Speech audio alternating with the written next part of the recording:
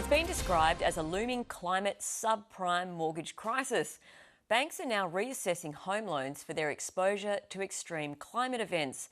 It's something that's been done by insurers for years and is now being applied to loans, and it could make borrowing in some markets impossible. Emilia Terzon reports.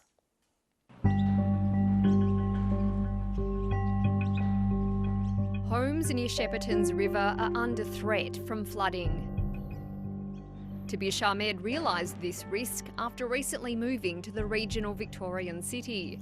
He's now considering settling here with his young family. Usually when people buy a home, especially young people, they do a lot of research in terms of the costing, the pricing, the area. The scientist is considering other factors too. How much that area is vulnerable to effects of climate change, which could be bushfires, floods, droughts.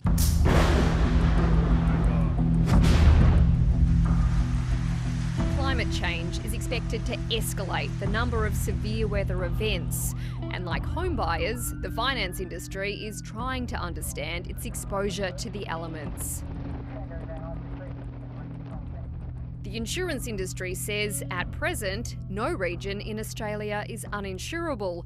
However, some regions may become increasingly difficult to insure as extreme weather risks grow.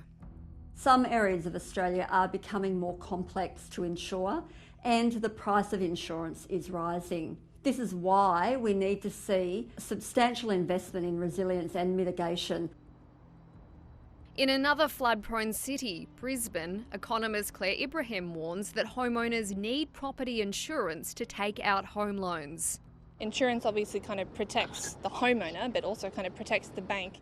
She says that poses a risk for longer home loans. The worst effects of climate change, those locked-in damages, are going to play out in the next 30 years, particularly in Australia. So it's very reasonable to start thinking about it not as this future risk, but as a current risk. The Reserve Bank is also looking at this area and how home loans with low deposits get even riskier when climate change is factored in. Remember the GFC?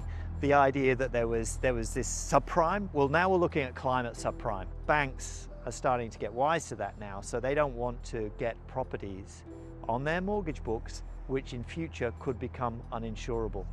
Carl Mallon's firm claims there are many regions where lots of homes could become difficult to insure by 2030. It's not just towns like Shepparton that are at risk. Right across the country, properties are under threat from bushfires, cyclones, floods. Australia's biggest lender, the Commonwealth Bank, just found that $31 billion worth of its current home loans are exposed to extreme weather events. CBA got this figure by looking at insurance coverage, default probability and the risk to real estate valuations.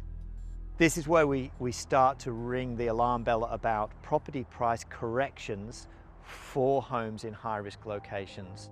Those alarm bells are already ringing in Tabish Ahmed's head. Definitely no one wants to risk in, if you're a big investment on that, you need to give a double thought to it. Considering the climate risks now to save financial pain later.